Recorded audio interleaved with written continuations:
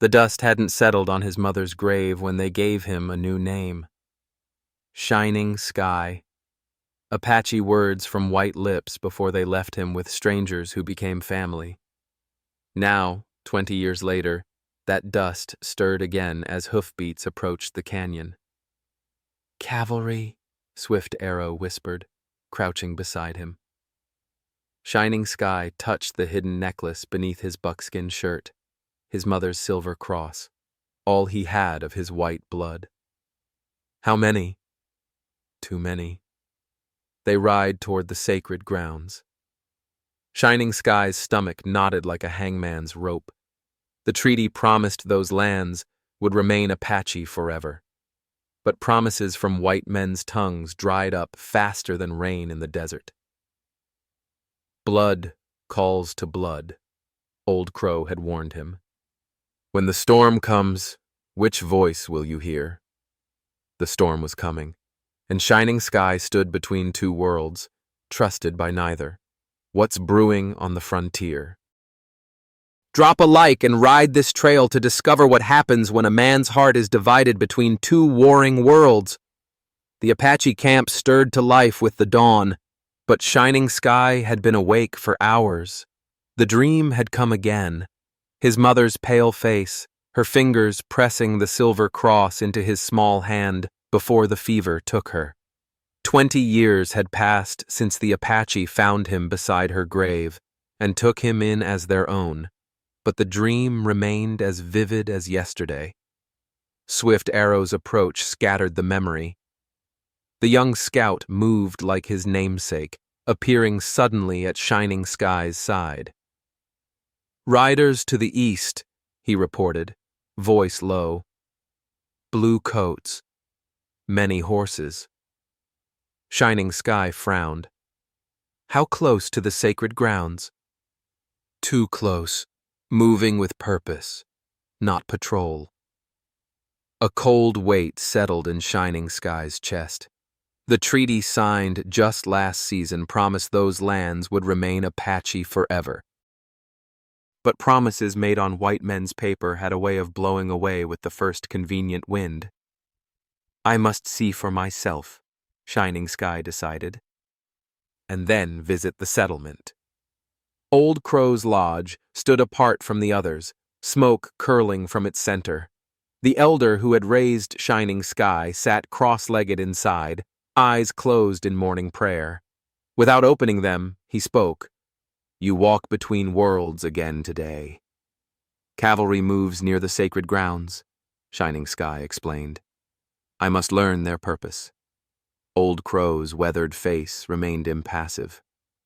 "The whites speak of peace with forked tongues, while their eyes look at our land with hunger."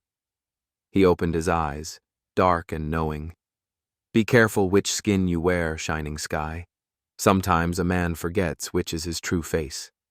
An hour later, Shining Sky crouched on the ridge overlooking the cavalry column. 30 men at least, moving with determination toward lands they had no right to enter. His jaw tightened as he memorized the officer's face, square-jawed, cold-eyed, back rigid as a lance. By midday, Shining Sky had transformed himself. Each piece of Apache clothing carefully stored in his saddlebag, replaced with settler garments he kept for these journeys. With each button fastened, each boot pulled on, he buried another piece of his Apache self, only to dig it up again later. The silver cross, usually hidden beneath his buckskin shirt, now hung openly around his neck. The final touch, tying his sun-bleached hair back with a leather thong. The face that looked back from his reflection belonged to both worlds and neither. The settlement rose from the plains like a scar on smooth skin, all sharp angles and straight lines, where the Apache saw curves and natural shapes. Eyes followed Shining Sky as he rode down the main street, not openly hostile, but watchful, uncertain. A child pointed, whispering to his mother, "The white Apache." Shining Sky's hand instinctively touched his mother's cross. At the trading post, a cavalry sergeant lingered after the others left. Shining Sky recognized him. Miller, one of the few blue coats who treated Apaches like men instead of animals. Wouldn't linger in town long, Miller muttered, pretending to examine supplies. Harrington's got orders from back east. Something big's coming. Something bad. The treaty. Miller's laugh held no humor. Paper promises. Harrington wipes his boots with them. He glanced toward the door. Railroad's coming. Someone decided your sacred ground sits on the perfect pass. As Miller left, Shining Sky felt a prickling between his shoulder blades, the sensation of being watched. Turning slowly, he caught sight of a young woman on the general store porch, her gaze too direct, too knowing. When their eyes met, she didn't look away. The weight of two worlds pressed on shoulders meant for one as Shining Sky mounted his horse. Behind him, hoofbeats approached from the fort. Ahead, the Apache waited for news, and somewhere between, a storm gathered. The tribal council fire cast long shadows as dusk deepened to night. 20 of the tribe's leaders and warriors sat in a circle, faces half illuminated, half hidden. A fitting image for the secrets and suspicions that filled the air. Words at the council fire flew like arrows, some aimed true, others meant only to draw blood. Cavalry moves near the sacred grounds, Shining Sky reported, keeping his voice level despite the anger building in his chest. They speak of a railroad coming through the pass. Black Wolf, blood brother and lifelong rival, leaned forward. Firelight gleamed on the scar that ran down his cheek, a gift from a white settler's whip when they were boys. And you learned this wearing white man's clothes, speaking white man's tongue. His eyes narrowed. How convenient that you walk freely among those who would kill us. The old tension stretched between them. Two boys raised as brothers, one born Apache, one adopted. Black Wolf had never let him forget the difference. I use what the Creator gave me, Shining Sky replied evenly, including the face that lets me hear their plans. You wear our ways like borrowed feathers, Black Wolf countered, but your skin speaks your true heart. Old Crow raised a hand, silencing them both. A hawk raised among eagles is still a hawk, but it sees with eagle eyes. We need both visions now. The council divided, as it always did, some supporting immediate raids on cavalry positions, others favoring caution and negotiation. Black Wolf's faction pushed for war.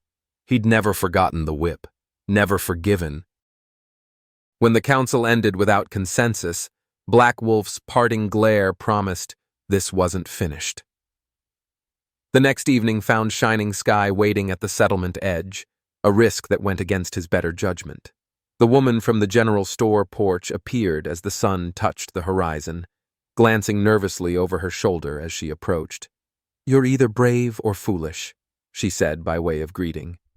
Most say both, Shining Sky replied. You wanted to speak. Emma Hollister. She offered no hand, keeping distance between them. Her fingers nervously touched a silver locket at her throat. My father hears things. Harrington's preparing for something big at month's end. A solution to the Apache problem, he calls it. Why tell me this? Emma's eyes, green as spring grass, met his directly. Not all whites want bloodshed. Some of us remember that this land wasn't always theirs. Your people and mine got different ideas of truth, ma'am. Truth is truth, she countered. Oh, murder is murder, whatever language you speak it in. Something in her directness reminded Shining Sky of his mother, what little he remembered. When Emma mentioned her father again, she glanced toward the fort, her hand moving unconsciously to her locket. Shining Sky noted the gesture, filing it away with other inconsistencies.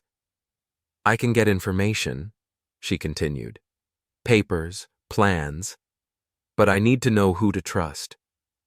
Trust is hard currency in times like these, Shining Sky said quietly. What do you want in return? When the time comes, remember some of us tried to help. The sincerity in her voice seemed genuine, but Shining Sky had learned that white sincerity often came with hidden costs. As they parted, Shining Sky caught movement along the ridgeline, Apache scouts watching. Black Wolf's men, most likely. Another explanation would be needed at the camp tonight. Between Harrington's plans, Emma's uncertain alliance, and Black Wolf's growing hostility, Shining Sky felt the noose tightening. Tomorrow would bring either answers or blood. On the frontier, often, it brought both. 3 days passed before Emma appeared at their arranged meeting place, a lightning-struck cottonwood halfway between settlement and Apache lands. Shining Sky had begun to think she'd changed her mind, or worse, set a trap. But she came alone, riding with the ease of a woman born to the saddle, a leather satchel clutched tightly against her side. "I had to wait until Father was meeting with the suppliers," she explained, dismounting. Her voice dropped. "There are advantages to being invisible to men like Harrington. They speak freely, believing women hear only what they're meant to." From the satchel, she produced several folded papers, copied treaty documents with handwritten notes in the margins. They spread them on a flat rock, the setting sun providing just enough light to read. "This is the treaty your leaders signed," Emma said, pointing to official text. "But this," her finger moved to handwritten notations, "is what Harrington sent to his commanders. See the difference?" Shining Sky studied both. The treaty guaranteed Apache rights to the sacred grounds in perpetuity, forever. But Harrington's notes referenced temporary Indian accommodation until survey completion, and alternate routes deemed unnecessary given minimal settlement impact. "This isn't poor translation," Emma whispered. "This is murder dressed as diplomacy." "Why help us?" Shining Sky asked, watching her face carefully. "Your people—" "My mother died of fever when I was young," she interrupted. "The Apache medicine woman from the southern band tried to save her. She failed, but she tried when no white doctor would come." Her hand touched her locket again, a tell she seemed unaware of. Not all debts are paid in coin. Something in her story resonated with his own history. Another motherless child. Another debt. For a moment, the wariness between them thinned. "There's more," Shining Sky admitted. 2 seasons ago, settlers were killed in a raid. Women, children. The memory tightened his throat. "I was there. I couldn't stop it. Tried, but failed. Some wounds don't heal." "And some heal wrong," Emma said softly, "leaving us stronger in broken places."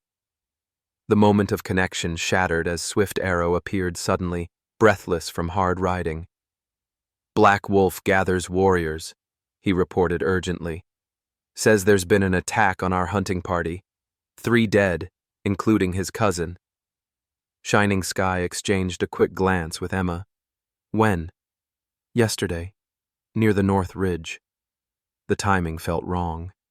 Black Wolf would have mentioned this at morning council, unless— "I must return," Shining Sky told Emma, already mounting.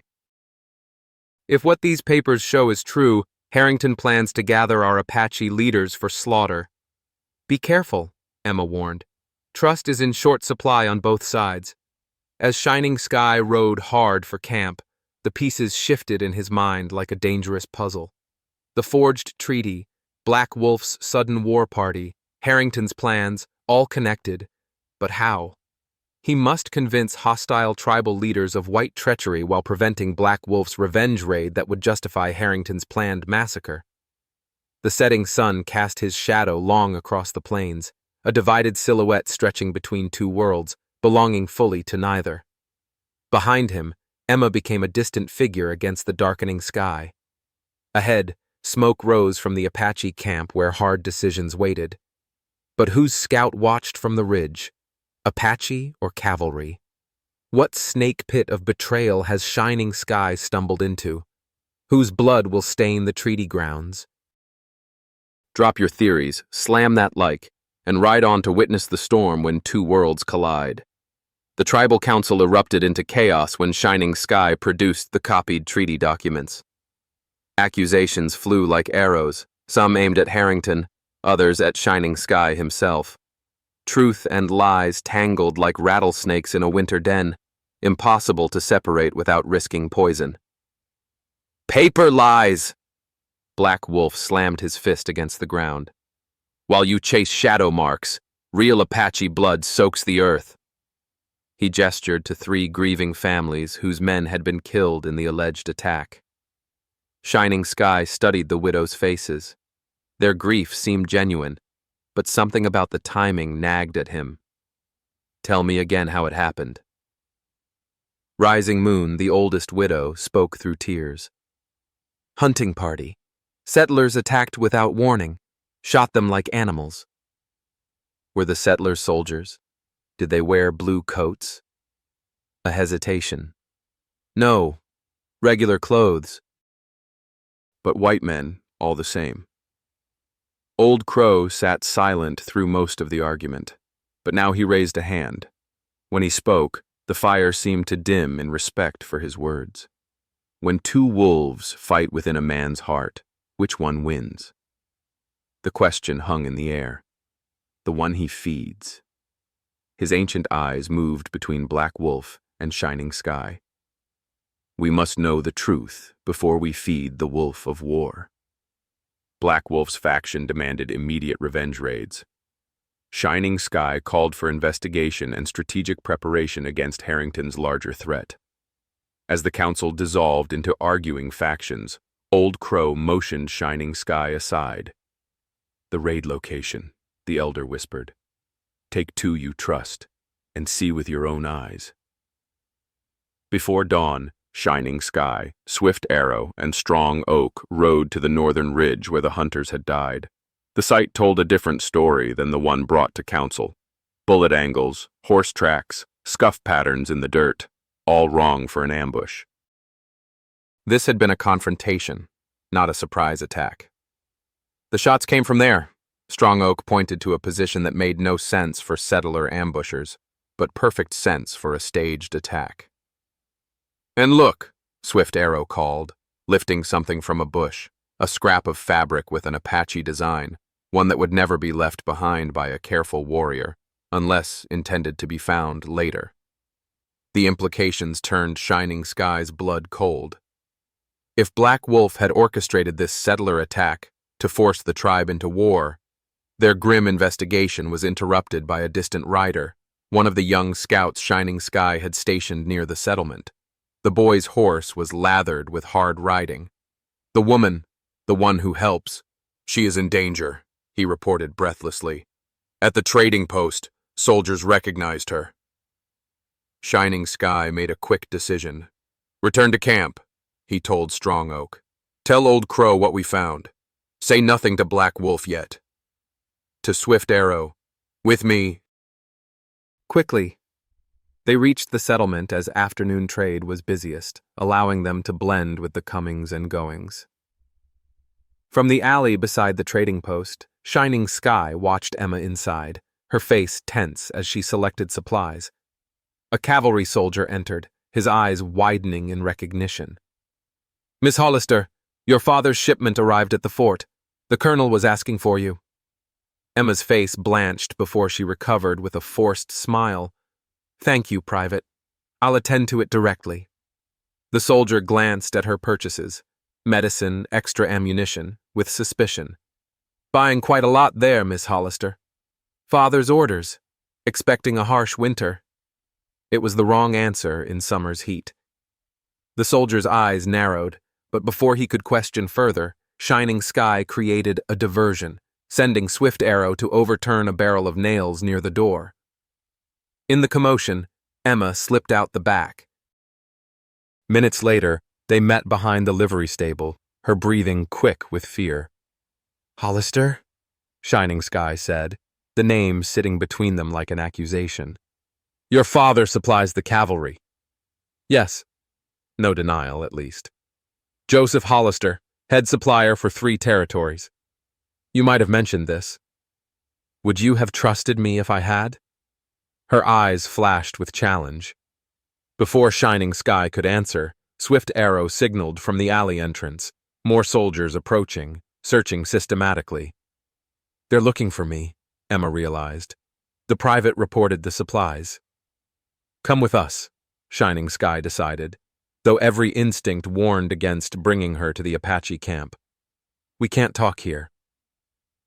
As they rode hard away from the settlement, Shining Sky's mind churned with new complications. Emma's connection to the military supply chain explained her access to sensitive documents, but also raised questions about her true loyalties. Yet her fear of discovery seemed genuine. They made camp in a sheltered draw as dusk fell, far enough from both settlement and Apache camp to speak freely. Emma explained her position. A daughter expected to manage household affairs while her father handled business with the military. Her access to Harrington's correspondence came through documents her father brought home, many containing plans that turned her stomach. The railroad company wants the pass through Apache sacred grounds, she confirmed. Harrington's been promised a directorship after he retires from the cavalry if he resolves the Apache obstacle. And your father? Exclusive supply contracts for the construction. She met his eyes directly. I'm not blind to how my comfort is purchased, Shining Sky. Their uneasy alliance was interrupted by Swift Arrow's return from scouting.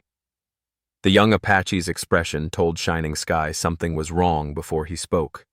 Riders, from our camp. Black Wolf leads them. Leaving Emma hidden, Shining Sky rode out to meet the approaching party. Black Wolf and 6 warriors, all armed for battle.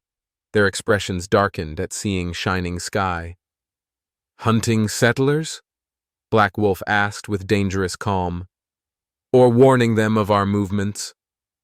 Investigating the attack on our hunters, Shining Sky countered. The one you reported. While you played detective, I found the murderers. Black Wolf's smile held no warmth. A settler wagon train, headed north. We attack at dawn. The pieces suddenly locked into place. If Black Wolf attacked a wagon train, Harrington would have all the justification needed for his solution to the Apache problem, exactly as the forged treaty anticipated. It's what they want, Shining Sky argued. A reason to break the treaty openly.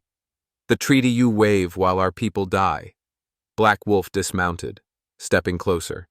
I followed you yesterday. Saw your meeting with the white woman. His voice dropped to a dangerous whisper. You would make our people bleed to keep me from leading them. You're leading them to slaughter. The argument exploded into physical confrontation, years of rivalry finally erupting. Tomorrow's sun would rise on either peace or bloodshed. There would be no middle ground. The tribal council fractures had deepened overnight. Despite his bruised face from the confrontation with Black Wolf, Shining Sky stood before the elders at first light, presenting the evidence from the hunting party site. Old Crow's support lent weight to his words, but Black Wolf's faction had already prepared for war, painting their faces with red clay and checking weapons. The attack on our hunters was staged, Shining Sky insisted. Look at these signs. He displayed the fabric scrap, explained the inconsistent tracks. If we attack that wagon train, we give Harrington exactly what he wants, reason to break the treaty and slaughter our people. Rising Moon, who had testified about her husband's death, looked confused. But I saw... You saw Apache dead, Shining Sky said gently. Did you see who killed them? Her eyes shifted to Black Wolf, then back to the ground. Black Wolf sneered. While we debate, Harrington moves. The woman who fills your head with lies is the daughter of the man who feeds the blue coats their bullets. His accusation struck home. Murmurs rippled through the gathered tribe. She risks her life to warn us, Shining Sky countered. I propose we meet Harrington, directly, openly, with this evidence of treaty forgery. Walk into their trap? Black Wolf laughed harshly. Meet on neutral ground, Old Crow suggested. The lightning split cottonwood, sacred to both Apache and settler. Even Harrington might hesitate to shed blood there. Against his better judgment, Black Wolf agreed to the meeting, but insisted on bringing warriors. For protection, he claimed, though Shining Sky saw bloodlust in his eyes. A brave volunteered to carry the white flag of truce to Harrington's camp. By midday, the meeting was arranged. Sunset at the Cottonwood. 6 Apache representatives would meet 6 cavalry officers unarmed. He agreed too easily, Emma warned when Shining Sky told her the plan at their hidden camp. Harrington doesn't negotiate. He dictates. We have the forged treaty documents. Even his superiors would question such blatant deception. Emma's face reflected his own doubts. Be careful. The Cottonwood stands in open ground. As sunset approached, Shining Sky led the Apache delegation, Old Crow, Black Wolf, and 3 respected warriors, toward the meeting place. Emma remained hidden. Her presence would only confirm Black Wolf's accusations of divided loyalty. The vast plains stretched around them, gold-painted by the sinking sun.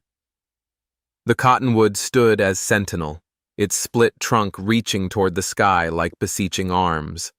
Harrington and 5 officers waited, blue uniforms stark against the landscape. Shining Sky noted details that set his nerves on edge. Harrington's smug confidence, the officers positioned too precisely, distant glints of metal from the surrounding ridges, rifle barrels catching sunlight. Colonel Harrington, Shining Sky began, switching to English as they approached. We come to discuss violations of the treaty signed in good faith. Harrington's cold eyes assessed him. The half-breed spokesman. How appropriate. We have evidence of deliberate treaty falsification. Shining Sky removed the copied documents from his shirt. Your superiors in Washington might be interested to see the difference between what our leaders signed and what you reported. For an instant, surprise flickered across Harrington's face, quickly replaced by contempt.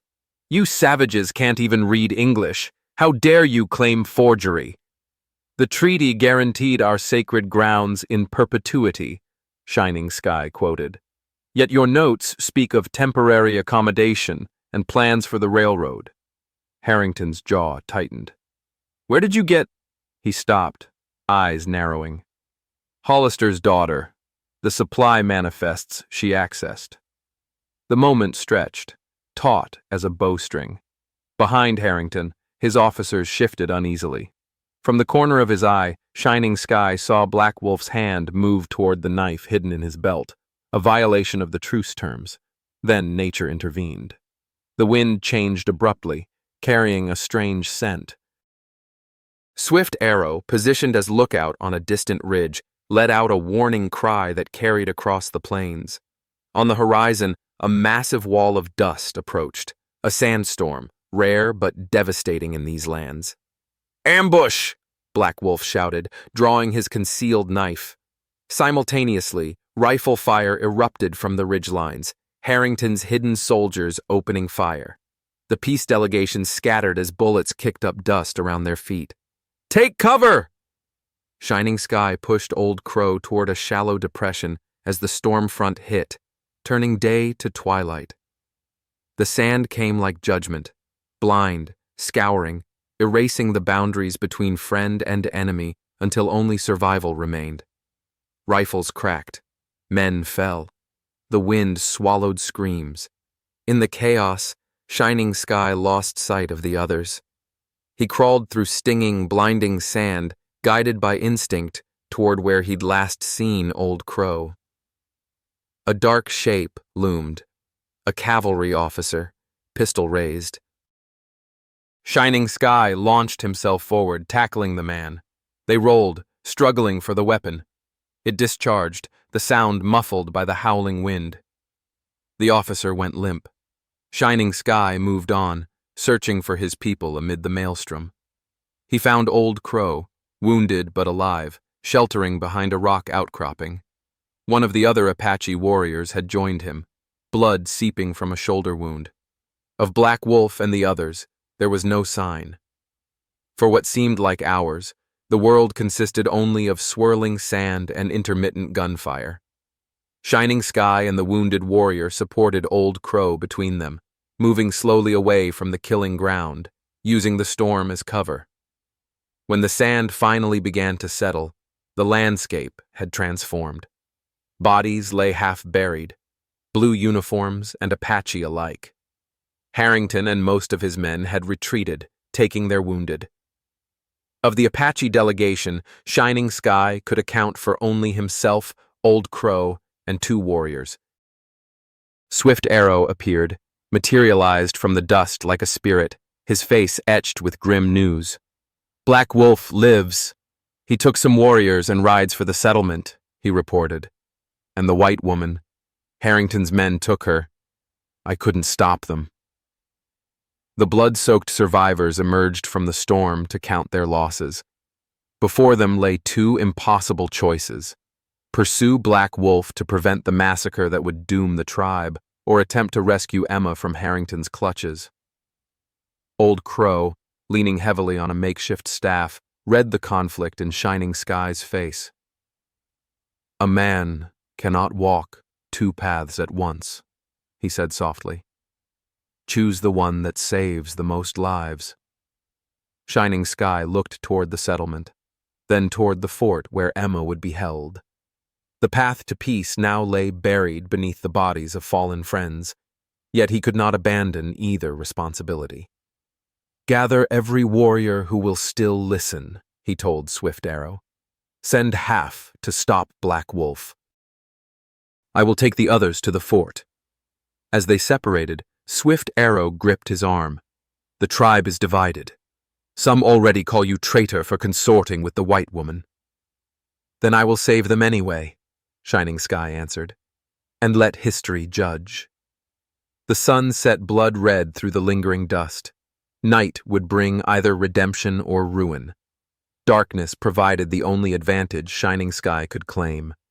With just 6 warriors willing to follow him, mostly younger men who respected his skills more than Black Wolf's rhetoric, he approached the cavalry fort from the south where the walls stood lowest. "The woman will be held for questioning," he explained, crouched behind scrub brush as they studied the fort's layout. "Not in the stockade, somewhere closer to Harrington's quarters." Swift Arrow, face still bearing traces of the sandstorm, looked dubious. "How can you be certain?" "She's valuable, the supplier's daughter. And Harrington will want to know what information she provided us." The memory of Emma's face when the soldier addressed her in the trading post haunted him. The momentary terror before she masked it with a smile. Whatever her true loyalties, she had risked everything to expose Harrington's treachery. They watched the changing of guards, noting patterns, waiting for the moment when attention would drift. Just before midnight, they made their move, scaling the wall where shadows were deepest, silencing a sentry with a cloth across his mouth rather than a knife across his throat. Shining Sky insisted on minimizing bloodshed. Dead soldiers would only feed Harrington's narrative. The officers' quarters stood opposite the barracks. Light still burned in one window despite the late hour. Shining Sky left the warriors as lookouts and moved silently across the yard, pressing against the building's rough-hewn logs. Voices drifted through the partially open window. "I'm disappointed, Miss Hollister." Harrington's cold tone carried clearly. "Your father has served the military admirably for years. He'll be devastated by your betrayal." "The only betrayal was yours, Colonel." Emma's voice sounded strained but defiant. "Falsifying treaty terms, planning to massacre people who negotiated in good faith. Progress requires sacrifices. The railroad must come through that pass. Murder for convenience is still murder." A sharp sound, the impact of hand against face. Shining Sky's muscles tensed. "Your Apache sympathies are noted, Miss Hollister. Perhaps you've developed more than political alliance with the half-breed. Your father will be interested to hear how his daughter has dishonored herself." Shining Sky had heard enough. He slipped around to the door, finding it guarded by a single drowsy private. A whistle, soft as wind through grass, signaled his warriors to create a distraction at the far end of the fort. As shouts erupted and the guard ran toward the commotion, Shining Sky entered the building. He found Emma in the third room, wrists bound to a chair, a red mark blooming on her cheek where Harrington had struck her. Her eyes widened at his appearance. "You shouldn't have come," she whispered as he cut her bindings. "I owe debts too," he answered simply. They had nearly reached the wall when alarm bells began to ring. Lanterns flared across the fort yard as soldiers poured from the barracks. Gunfire erupted where Shining Sky's warriors provided covering fire. "There's something you need to know," Emma said urgently as they crouched behind water barrels, waiting for a chance to run. "My father—" "I know who he is," Shining Sky interrupted. "It doesn't matter now." "It does." Her eyes, reflecting the lantern light, held a terrible certainty. "Harrington knew you'd be there today, at the Cottonwood. My father supplies his cavalry." I knew about the meeting location." The world seemed to stop. "You told him?" "Not directly, but the papers I copied, my father saw them missing. He knew what I'd taken, suspected who I'd given them to." Her voice cracked. "I tried to warn you, but it was too late. I didn't know about the ambush until they brought me here." The betrayal cut deeper than expected, not because it was surprising. He'd sensed her divided loyalty from the beginning, but because he'd begun to trust her despite it. "Why help us at all? Why risk everything?" "I tried to walk between worlds like you do, warning you while protecting my father. I failed at both." Tears mixed with dust on her cheeks. "They're going to attack at dawn. Full force. The sacred grounds, the camp, everything." Shouts grew closer. They'd been discovered. "Go," Emma said suddenly, pushing him toward the wall. "I'll create a diversion. Say you forced me to help you escape. They'll execute you for treason. They need my father too much to harm me permanently." She attempted a smile that didn't reach her eyes. "Go save your people, Shining Sky." It was the hardest choice yet, leaving her behind, but the lives of his tribe outweighed even this debt.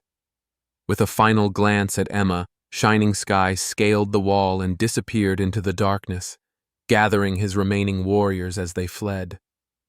Dawn broke with Shining Sky riding hard for the Apache camp, heart heavy with Emma's revelation and the losses at the Cottonwood. The camp appeared on the horizon, but something was wrong. The usual morning activities absent, lodges arranged differently. As he approached, warriors emerged with weapons raised, not in welcome, but in threat. Black Wolf stood at their center, face painted for war. "The traitor returns," he announced loudly. "Fresh from conspiring with our enemies. Harrington plans to attack at dawn tomorrow," Shining Sky called out, ignoring the accusation. "We must prepare, move the women and children at—" "We know of Harrington's plans," Black Wolf interrupted, "just as we know of your white woman's betrayal." His smile was cruel. "Did she confess before you rescued her? Did she tell you how her father's bullets killed our brothers?" The camp had divided physically. Black Wolf's followers separated from those still loyal to Old Crow by an open space like a scar through the heart of the tribe. On one side, painted warriors prepared for war. On the other, families packed possessions, preparing to flee. Shining Sky dismounted, searching for Old Crow among the faces. The elder emerged from his lodge, looking older than Shining Sky had ever seen him. "Is it true?" Shining Sky asked quietly when he reached him. "Did Black Wolf attack the wagon train?" "No," Old Crow replied. Even he saw reason after the Cottonwood, but the damage is done. Harrington's men burned 2 settler farms this morning, disguised as Apache raiders. And the settlers believe it. They always do. The old man's eyes held infinite sadness. The tribe splits like the Cottonwood. Black Wolf leads those who would fight to the death. I lead those who would survive to remember. Shining Sky stood literally between the factions, rejected by both worlds, trusted by neither. To Black Wolf and his warriors, he was tainted by white blood and Emma's betrayal. To the settlers and cavalry, he was Apache, enemy, savage, obstacle to progress. "See how the white blood always returns to its own kind," Black Wolf called out, playing to the watching tribe. "He brings us warnings now, after his woman's treachery led our brothers to death." The accusation stung because it held a kernel of truth.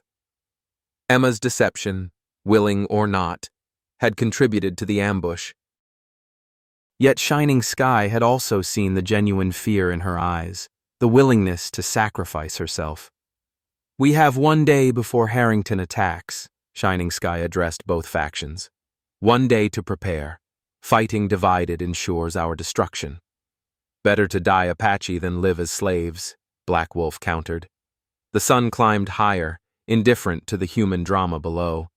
Families hesitated between factions. Friends became enemies with a few steps across the invisible line. The tribe that had taken in an orphaned white child and raised him as their own now fractured, some following the path of desperate resistance, others choosing survival at any cost. And Shining Sky stood alone between them, belonging to neither side yet carrying the blood of both. Rejected by both worlds, Shining Sky stood truly alone. Or did he? Can Shining Sky survive this double cross? Holler your theories, slam those icons, and follow for the emotional showdown peak. As twilight gathered, Old Crow sent runners to both factions of the divided tribe. His message was simple. Before deciding your path, witness the ancient ceremony.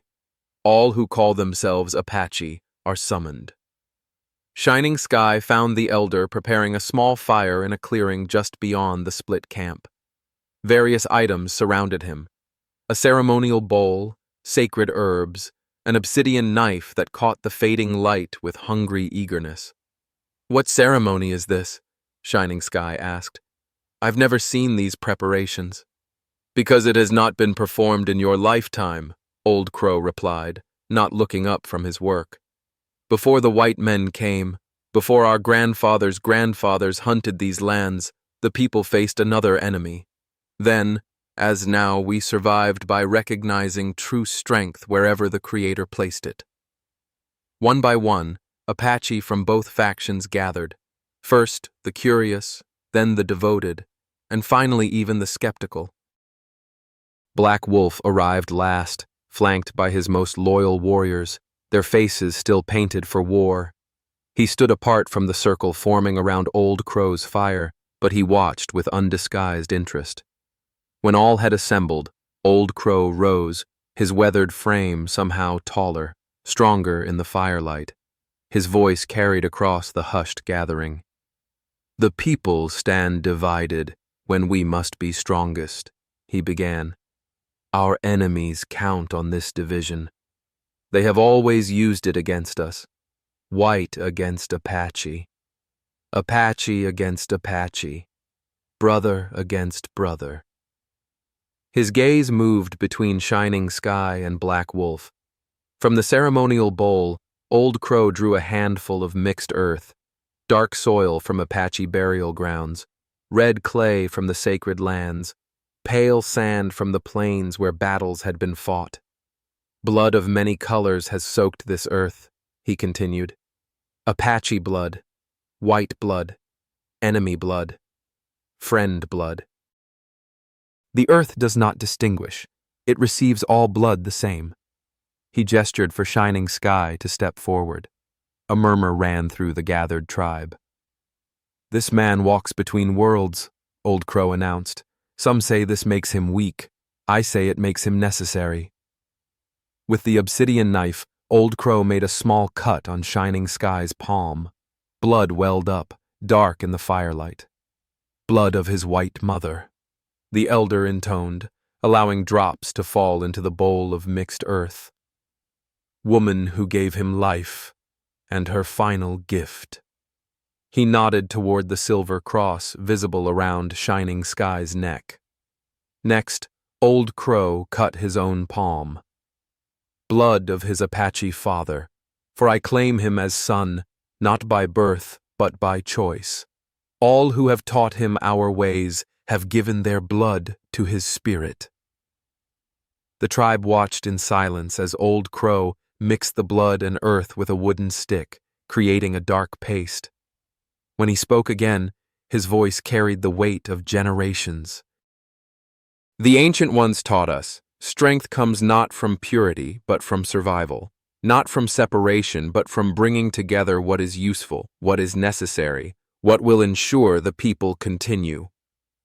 To everyone's surprise, Old Crow then called Black Wolf forward. The warrior hesitated, then stepped into the firelight, his scarred face a mask of conflicting emotions. You too must choose, Old Crow told him. To reject this ceremony is to reject the wisdom of our ancestors. Pride battled with tradition in Black Wolf's eyes. Finally, tradition won. He extended his hand, allowing Old Crow to make a shallow cut. Blood of true Apache lineage, Old Crow acknowledged as Black Wolf's blood joined the mixture. Strong, proud, unbroken.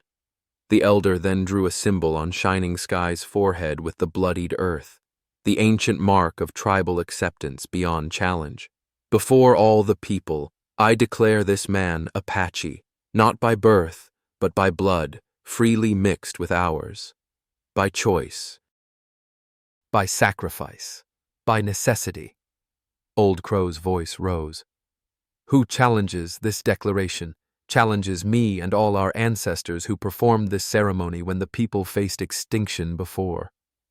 Black Wolf's jaw clenched, but even he would not directly challenge such a sacred rite. His acceptance was grudging, silent, but it was acceptance nonetheless. Old Crow wasn't finished. He turned to face the entire tribe. Tomorrow, Harrington comes with all his forces. He believes he fights Apache. Show him he fights a warrior of two worlds, with the strength of both. The ceremony continued deep into the night, with other tribal elders adding their blood to the mixture, reinforcing Shining Sky's place among them. Songs were sung that had not been heard in generations.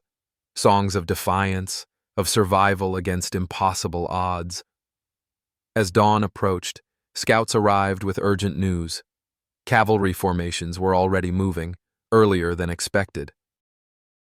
The element of surprise lost, the time for decision had come. Black Wolf approached Shining Sky as the ceremonial fire burned down to embers.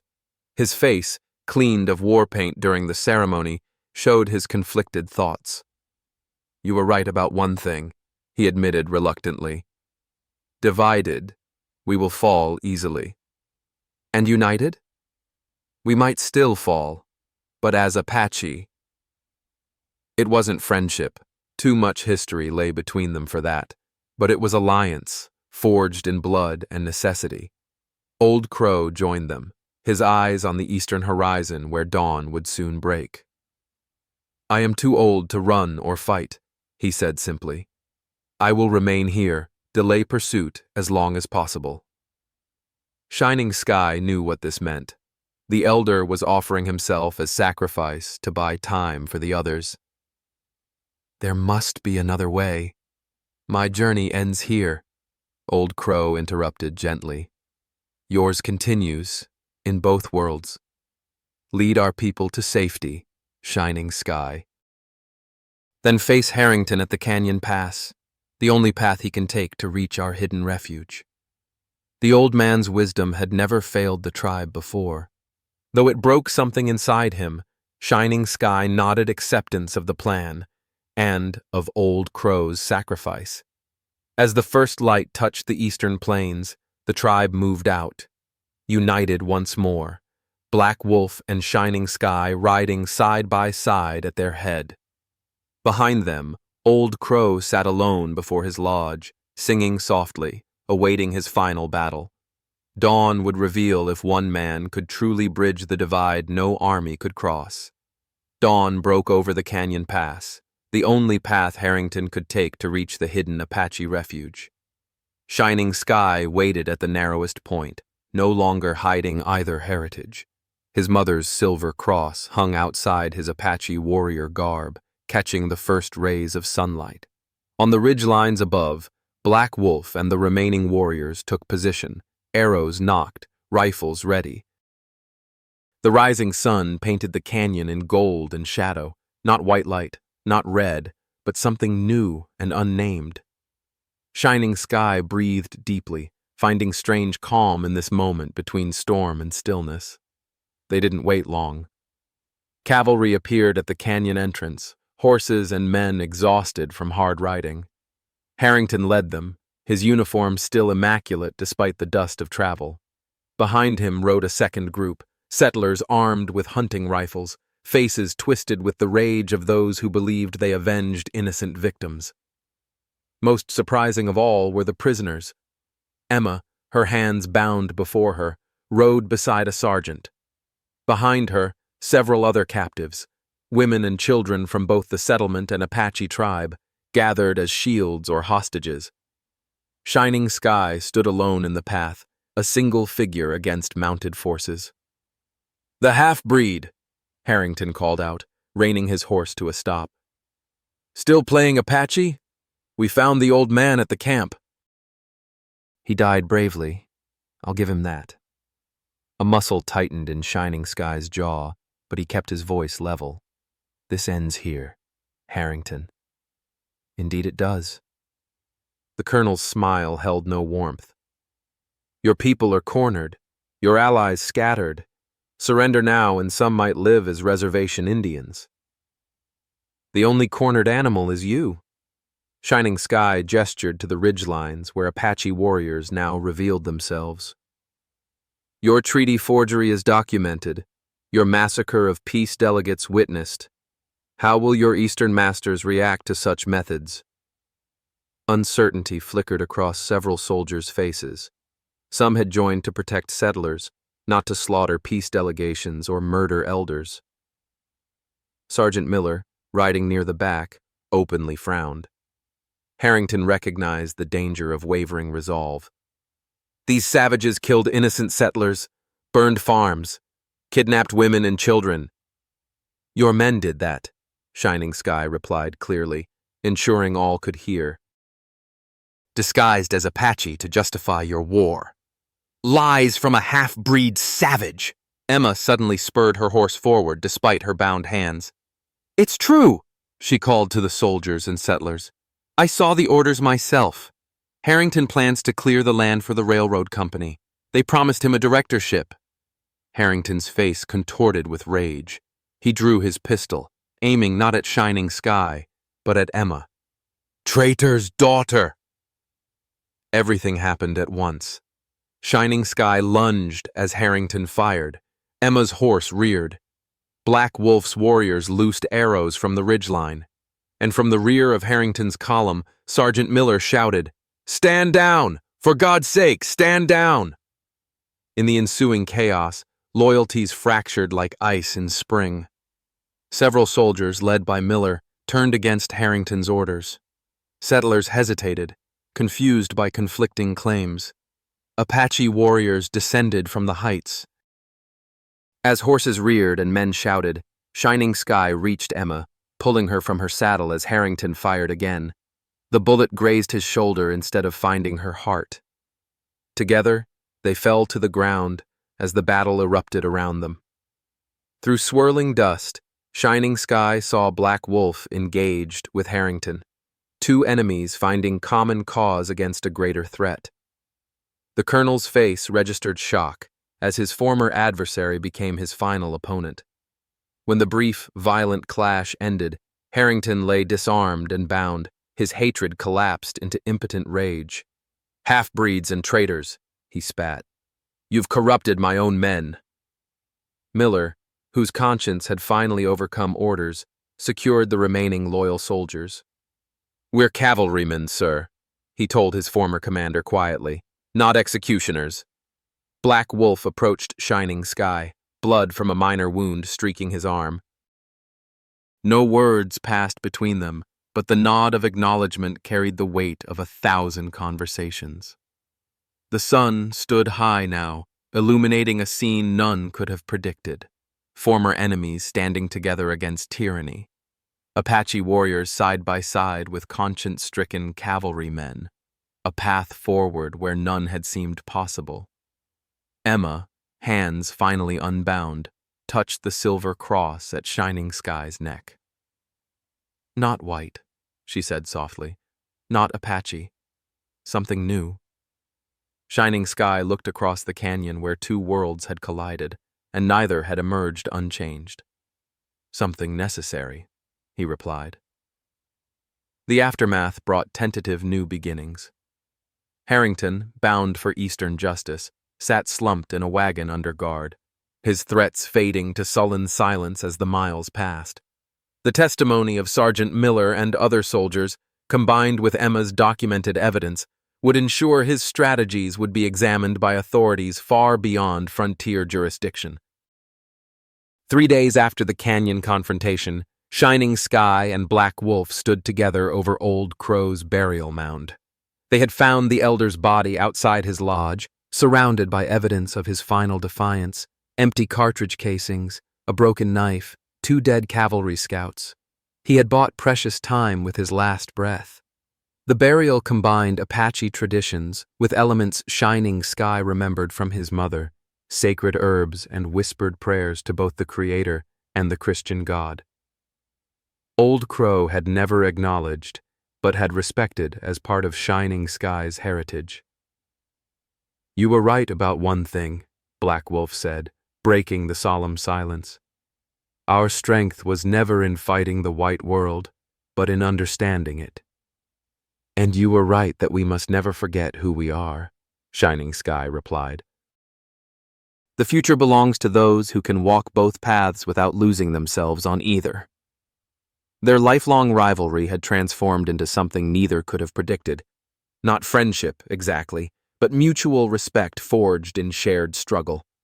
Black Wolf would continue to champion Apache traditions and independence, while Shining Sky would navigate the changing world that increasingly pressed against their borders.